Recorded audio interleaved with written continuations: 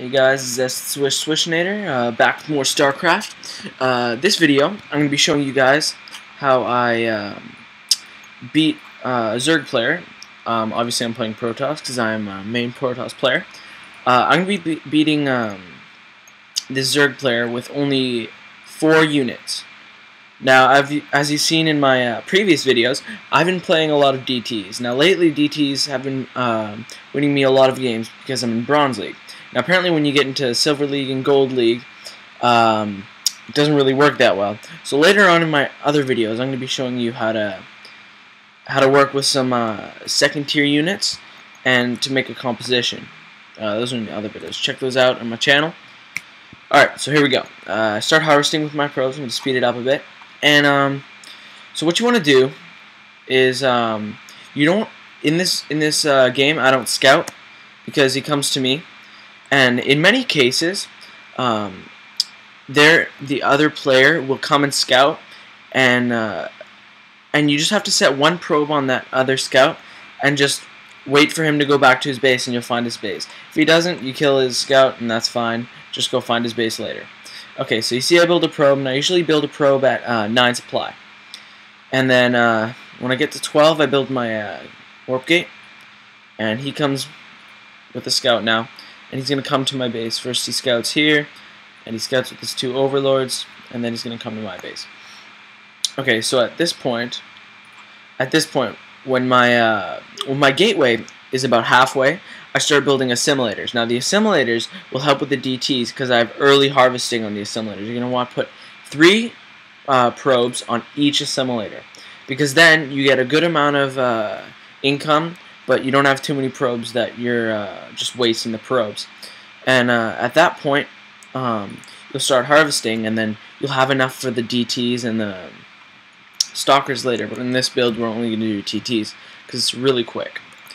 I win this game in about 9 minutes, 9 minutes 1 second. And yeah, okay. So I'm going to keep building probes, and I don't want to get supply blocked. So I bring my probe over here, and I'm going to wait till I get enough for a cybernetics core. So at this point I am just chrono boosting my probes out so I can get more minerals really quick.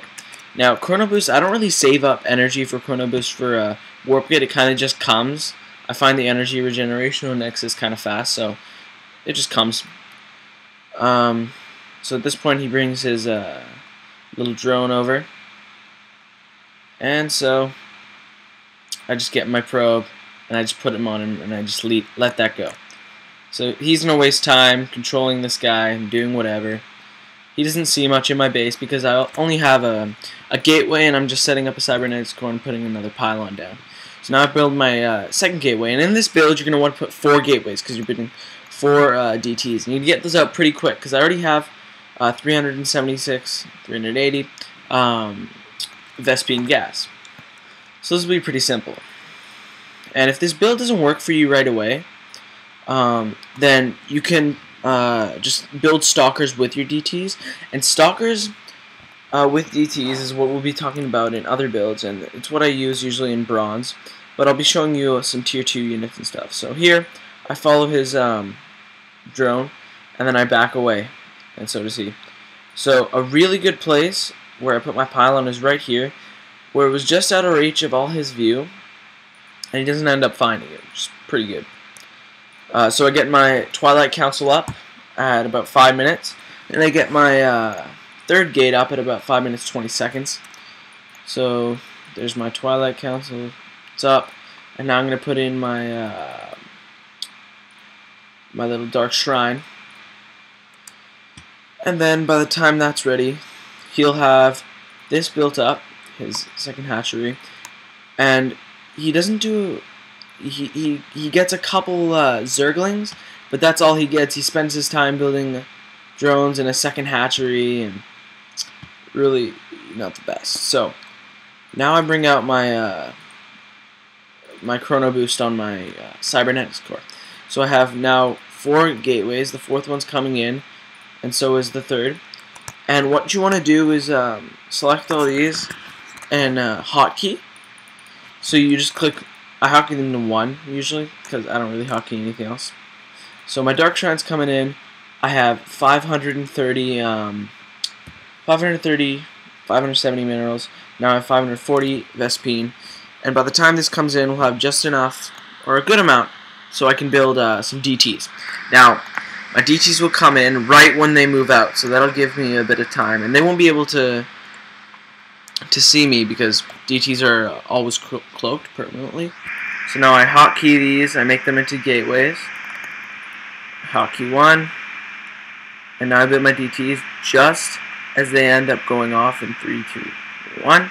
They go off, I bring my DTs in, I directly attach the hatchery. He's going to bring his Zerglings back, but he won't be able to see me as he realizes I have DTs.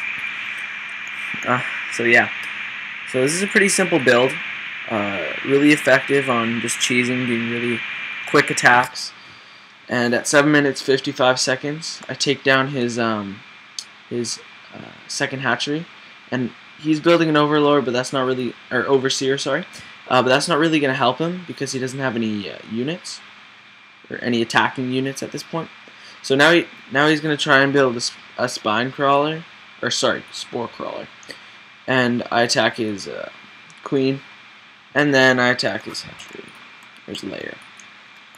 But for a spore crawler, oh, and he gets a spore crawler. They all attack me. I just destroy his units, and GG. Good game.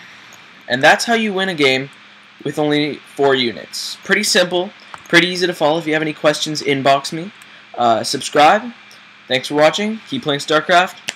Stay cool. That was Swishnator. Subscribe.